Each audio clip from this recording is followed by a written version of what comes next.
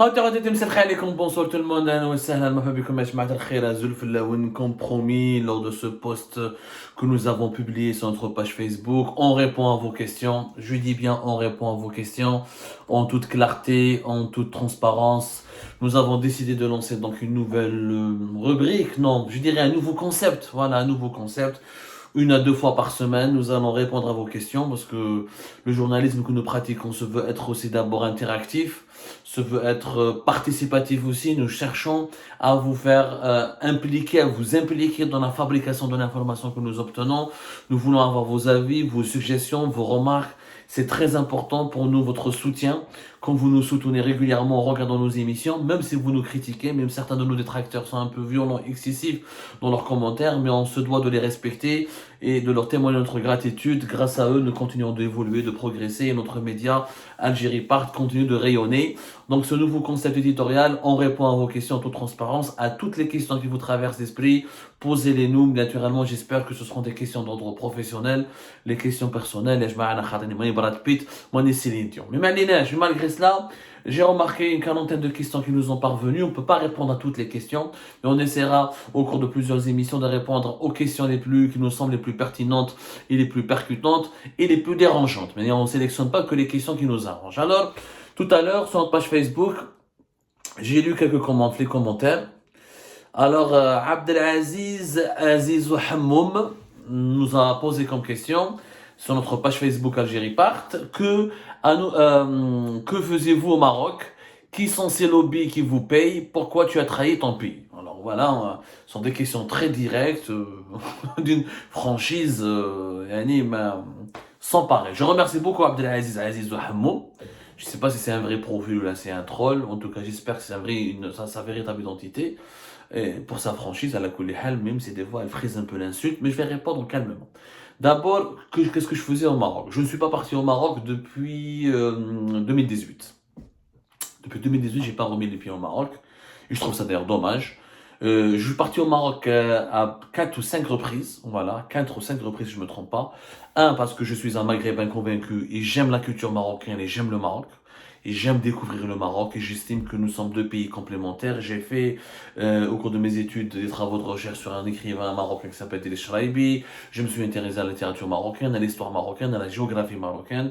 Et c'est un pays qui m'a toujours intéressé et intrigué parce que c'est un pays voisin avec lequel nous avons tellement de valeurs qu'on ne pouvons partager. Donc j'ai été au Maroc par curiosité personnelle pour découvrir ce pays. Et j'ai été dans le cadre de mon parcours de journaliste pour faire des reportages. J'ai fait Tanger, Casablanca, Marrakech, Essaouira, Rabat, plusieurs villes du Maroc. Et à chaque fois, j'ai voulu mettre en exergue ce que moi j'appelle le modèle marocain. Il existe pour moi le modèle marocain, c'est-à-dire un modèle de développement modeste. C'est pas le Maroc, c'est pas la Corée du Sud, c'est pas le Japon, bien sûr. C'est pas un tigre, c'est pas un tigre économique, en tout cas pas encore. Mais c'est un pays qui a prouvé que sans pétrole, sans gaz, on peut évoluer, on peut progresser. On voit le Maroc a fait beaucoup d'efforts au niveau des infrastructures, il a fait beaucoup d'efforts au niveau de l'industrialisation du pays, le développement d'une véritable économie de services, le développement du tourisme, la préservation du patrimoine, la préservation, le développement économique hybride, c'est-à-dire mélange entre services et industrie. Il y a un modèle marocain qui est là, l'expansion vers le marché africain. C'est un modèle qui est là, qui a ses torts, qui a ses travers, qui est imparfait, qui a ses imperfections. Ce n'est pas un modèle parfait, encore une fois. On n'est pas face à une puissance économique. Ce n'est pas encore un pays, ce que moi je pourrais qualifier d'un pays émergent, mais c'est un pays qui est sur la voie de l'émergence. Et ce que j'aime dans le modèle marocain, c'est que il nous prouve que avec de l'agriculture, avec du tourisme, avec de l'industrie, avec une économie de service, avec des investissements directs étrangers orientés vers des véritables besoins, vers les véritables besoins nationaux, où là en s'adaptant à des besoins du marché africain, où là en profitant de la proximité géographique avec l'Europe, on peut avoir une économie avec une certaine maturité. Pas à un niveau de développement, mais au Maroc, mais il y a une certaine maturité. C'est pour cette raison que je suis parti au Maroc et c'est mon devoir de journaliste et je n'ai pas honte de le dire. Les lobbies qui me payent, يا خويا عزيز عبد العزيز والله ني عنده une preuve باللي هو يخلص فيا يجي مرحبا به. Nous vivons d'abord grâce à la monétisation de nos vidéos. Et quand on a une version abonnée pour des soutiens, des gens qui nous soutiennent en s'abonnant à notre chaîne YouTube. Ce sont pratiquement nos seuls revenus. Moi, je collabore avec quelques médias internationaux, à gauche et à droite. C'est ce qui me permet de vivre en France. C'est tout ce que nous avons comme revenu. Et alhamdoulilah, il n'y a aucun lobby qui nous paye. Jamais, même quand j'interviens sur I24 News, ou sur France 24, ou là, quand je travaille avec des médias africains, ou là, panafricains, ou là, de tout autre pays, jamais quelqu'un ne m'a demandé de dire telle ou telle chose, d'écrire tel ou tel article contre l'Algérie, ou là, pour salir l'Algérie en échange de l'argent. Nous ne l'avons jamais fait, ou alhamdoulilah, il y a beaucoup de faits d'armes qui sont en notre faveur et beaucoup de témoins qui peuvent y aller attester de notre moralité et de notre fidélité à nos principes et notre attachement à l'Algérie et à la défense de son intérêt général. Donc je conseille à Abdelaziz, Aziz ou Hammoum, s'il s'intéresse au lobby qui paye pour dire du mal de l'Algérie, d'aller voir ailleurs. Il y a beaucoup d'exemples, ils sont les gens, y compris en Algérie. La presse publique algérienne consomme des centaines de millions de dollars par an, comme la presse privée à travers la NAP, et comme la presse privée para-privée, moi je l'appelle ça para-privé, pour ne pas dire para-public.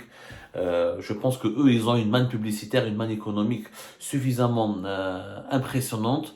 Ça provient c'est financé par l'argent public. Et ces gens-là, on devrait leur demander des comptes parce qu'ils touchent de l'argent, de la publicité étatique ou du soutien financier de l'État. Et malheureusement, ils produisent des contenus médiocres, ridicules et préjudiciables pour l'intérêt de notre pays. Voilà, donc concernant ces questions posées par Abdelaziz Azizou Hammoum. Alors, Kane, notre ami Koucheid Aboualem, qui est l'un des fidèles d'Algérie Part, depuis plusieurs années, ces dernières années, il nous suit beaucoup, il nous envoie ses remarques sur ces questions. Texas, Akhoya Aboualem, merci beaucoup. Koucheid Aboualem, chez Boualem, sur lequel nous avons parlé ce soir, pas du tout. Koucheid Aboualem nous pose des questions pertinentes, encore une fois. Où en est l'ancien projet d'utiliser la fracturation hydraulique pour extraire le gaz de schiste, abandonné ou toujours prêt à ressortir des cartons? Effectivement, ce projet n'a jamais été abandonné. Le régime algérien compte lancer l'exploitation du gaz de schiste. Nous en avons d'ailleurs parlé une fois avec nos dernières révélations là-dessus. Ça a été, avec la date exacte, voilà, relire l'article d'Algérie Part qui a été fait le 7 juillet 2022, c'était notre dernière révélation sur ce sujet. Depuis, il n'y a pas eu de nouveau. Je vais expliquer pourquoi. Tebboune a autorisé officiellement le lancement de l'exploitation du gaz de schiste et des géants américains ont fait une première offre. Tebboune, donc discrètement, en 2022, profitant de la course énergie, de la course mondiale pour les prix du gaz et pour les nouveaux marchés, dans la compétition mondiale sur les marchés gaziers, à la recherche de nouvelles sources d'approvisionnement de gaz naturel à la fin juste après le déclenchement de la guerre en Ukraine et comment l'Europe qui voulait donc s'émanciper du gaz russe et du pétrole russe et qui ne voulait donc plus dépendre et acheter ou la répondre à hauteur de 40% de ses besoins gaziers en passant par la Russie. Les alternatives se sont posées. Il y a le gaz de schiste américain qui a fait une percée importante en Europe. Il y a le GNL qatari australien, naturellement le gaz algérien, mais aussi le Nigeria, la Malaisie et d'autres pays qui ont voulu, l'Azerbaïdjan, qui se sont positionnés pour fournir du pétrole et du gaz à l'Europe afin de réduire cette émancipation, cette dépendance accrue de l'Europe vis-à-vis de la Russie. On est passé en 2022, en 2021 de 40% jusqu'à la fin de l'année 2022. On estime qu'entre le 9 et 10% uniquement du gaz en Europe provient de la Russie selon les dernières études. Alors l'Algérie a autorisé officieusement. Il y a la nouvelle loi sur les hydrocarbures qui a été adoptée en novembre 2019, mais dont les décrets d'application ne sont pas encore totalement prêts. Il manque quelques décrets d'application pour qu'elle soit totalement opérationnelle. D'ailleurs, c'est une énigme que personne ne parle. Comment cette nouvelle loi sur les hydrocarbures révolutionnaire et intéressante et qui encourage les investissements étrangers dans le pays n'a pas abouti, n'a pas encore été concrétisée à 100% parce qu'il lui manque encore des décrets d'application alors que nous sommes aujourd'hui en mars 2023. Le chapitre Hadaya, l'État algérien donc a lancé des négociations avec deux groupes américains, Chevron et ExxonMobil, qui ont qui en juillet 2022 déjà repéré quelques gisements. Les gisements les plus importants pour le moment concernant le gaz de schiste en Algérie sont situés dans le bassin de Belkin. Le bassin de Belkin qui est de Ouargla jusqu'à la frontière de la Libye. Aujourd'hui dans ce bassin on estime qu'il y a à peu près 300 trillions cubiques feet de gaz naturel et 5 milliards de barils de pétrole de schiste non conventionnels, et tous les deux sont contenus dans les deux plus importants roches-mers du Sahara, qui ont des bassins avec du gaz de schiste et de pétrole de schiste, notamment في Élysée ou Temimoun, ou في Ahnet, mais c'est dans le bassin de Berkine que les deux compagnies américaines, Chevron et ExxonMobil, s'intéressent à l'Algérie, parce que le bassin de Berkine est déjà des infrastructures de transport, des infrastructures de production, qui ont déjà les fameux projets مع Total, مع Eni, مع Anadarko, في le bassin de Berkine depuis la fin des années 90. Il y a une infrastructure industrielle importante في le bassin de Berkine, qui est le Merk par exemple, qui est le deuxième gisement pétrolier après Hassim Saoud. Le problème, c'est que ça ne s'est pas encore concrétisé sur le terrain. Pourquoi? Parce que ça demande des dizaines de milliards d'investissements. Il faut savoir que pour lancer le gaz, l'exploitation et l'exportation du gaz de schiste en Algérie, on parle d'un investissement minimal sur une période de 5 ans de plus de 100 milliards de dollars. Des chiffres parlent aussi de 150 milliards de dollars. Et pour que de tels investissements soient consentis, naturellement, il faudrait qu'il y ait le pays, l'Algérie, donne des garanties de stabilité et des garanties de loyauté à l'égard de la première puissance mondiale qui est les États-Unis d'Amérique. La Chine n'a pas de savoir-faire important dans l'exploitation du gaz de schiste encore par rapport aux États-Unis d'Amérique. Le premier pays producteur de gaz de schiste et de pétrole de schiste, qui est le pétrole de schiste et le gaz de schiste, ça reste les États-Unis d'Amérique. Et les technologies les plus avancées et les moins coûteuses et le savoir-faire le meilleur savoir-faire encore dans ce domaine-là d'exploitation du gaz de schiste, du gaz de schiste comme du pétrole de schiste se trouve aux États-Unis d'Amérique. Les groupes américains, les États-Unis d'Amérique a fait un lobbying important de 2021 à 2022 pour que l'Algérie accepte et accélère l'exportation du gaz de schiste, mais les États-Unis d'Amérique ne sont pas dupes, ils ne veulent pas offrir une manne financière aussi importante au régime algérien sans qu'il y ait des garanties en échange. Les garanties consistent à ce que l'Algérie prenne ses distances vis-à-vis de la Russie, qu'elle arrête d'acheter uniquement beaucoup d'armes à la Russie et qu'elle arrête de montrer une certaine hostilité par rapport à certains pays alliés de l'OTAN ou la membre de l'OTAN comme l'Espagne ou comme le Maroc, et que l'Algérie respecte ou adhère à l'agenda géopolitique américain. Donc les groupes américains ne vont pas mettre de l'argent en Algérie tant qu'il n'y a pas un régime algérien qui est stable, qui leur paraît sûr, qui leur paraît de leur côté et pas du côté de la Chine ou là des États-Unis d'Amérique ou là de la Russie. Les compagnies des États-Unis d'Amérique ne veulent pas que leurs compagnies enrichissent un pays qui risquerait ensuite de renflouer les caisses de la Chine et de la Russie qui sont leurs concurrents géopolitiques. Il faut savoir que le gaz de schiste existe aussi un peu partout au monde, notamment en Argentine, ou dans d'autres pays à travers les continents. Donc les entreprises américaines les grandes compagnies américaines, on parle de ExxonMobil ou là de Chevron, ce sont des compagnies qui réalisent des chiffres de 250 jusqu'à 300 milliards de dollars par an.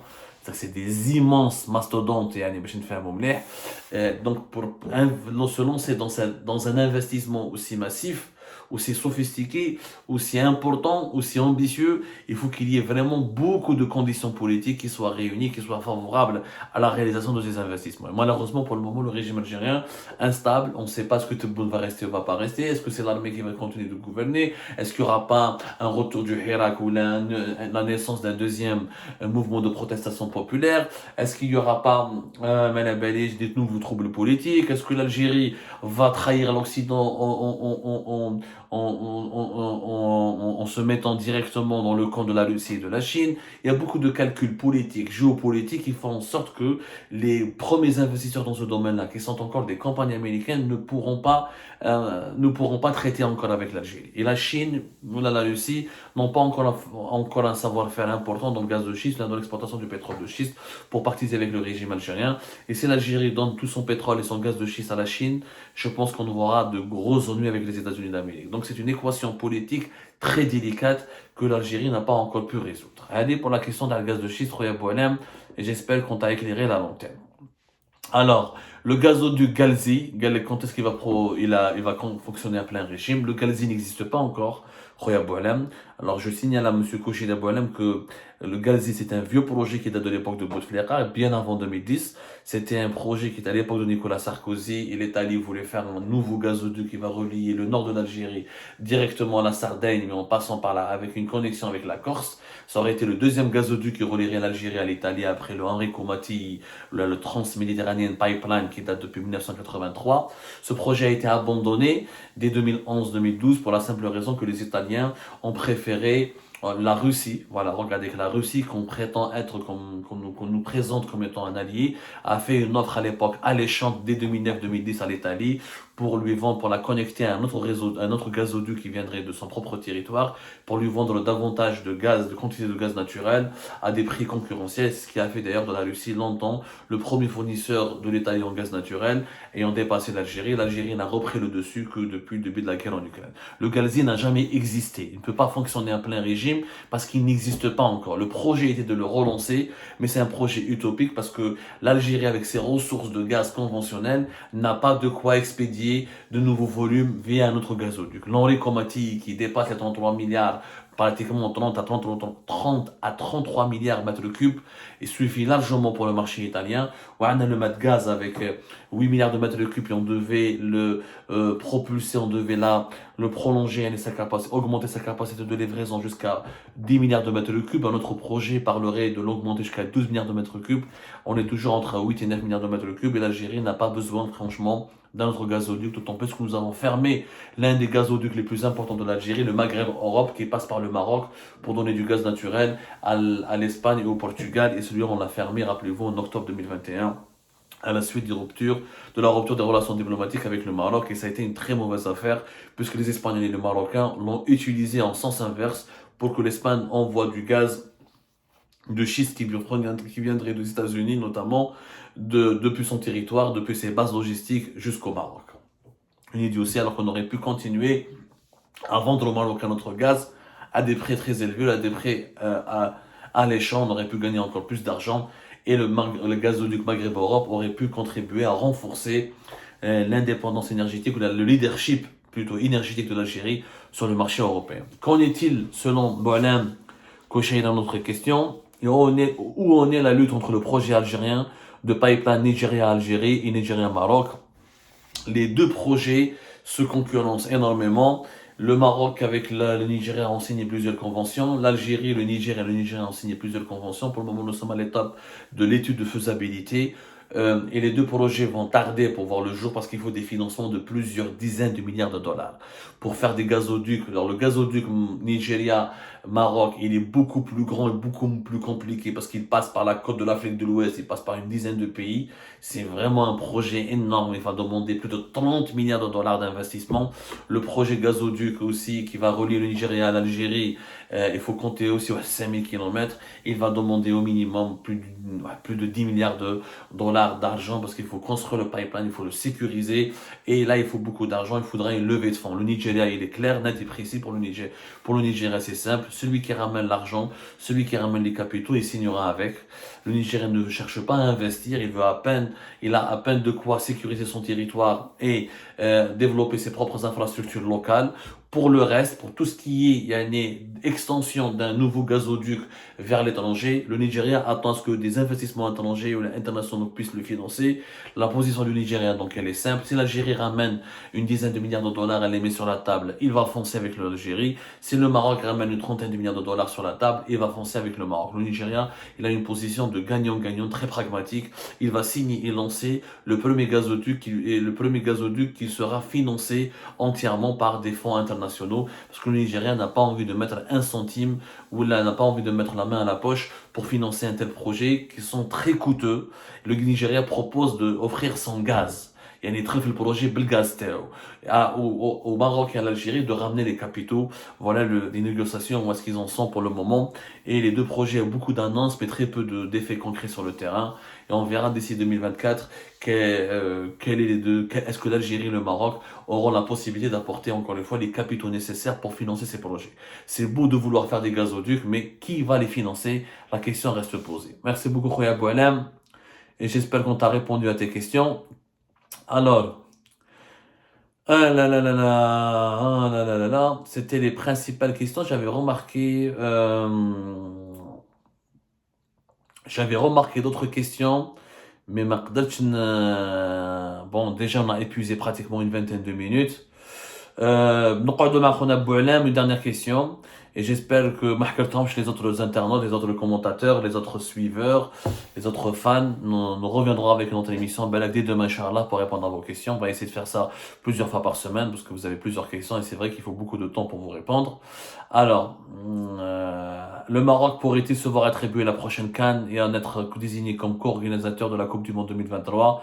N'est-il pas regrettable que ces deux compétitions auraient pu être organisées par ces deux pays au peuple frère? Effectivement, c'est une grande connerie, une grande connerie que l'Algérie et le Maroc restent divisés par une sempiternelle guerre fratricide, alors que les deux pays auraient pu joindre leurs efforts pour organiser ensemble une Coupe d'Afrique comme celle de 2025 et les deux pays comme le font par exemple le Portugal et l'Espagne, ils auraient pu faire une candidature commune pour organiser une Coupe du Monde.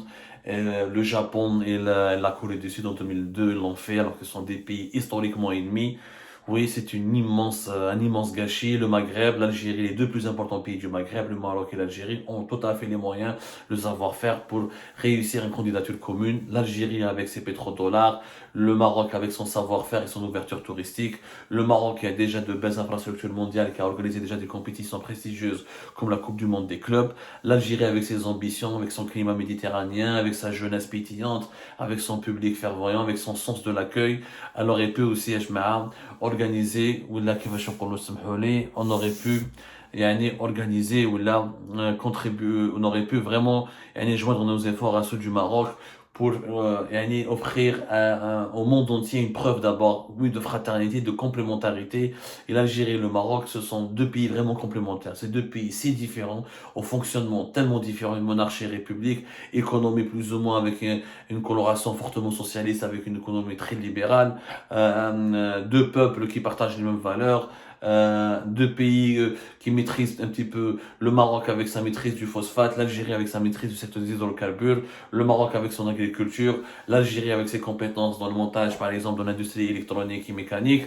On aurait vraiment pu être complémentaires et offrir une alternative au développement des pays du sud de la planète.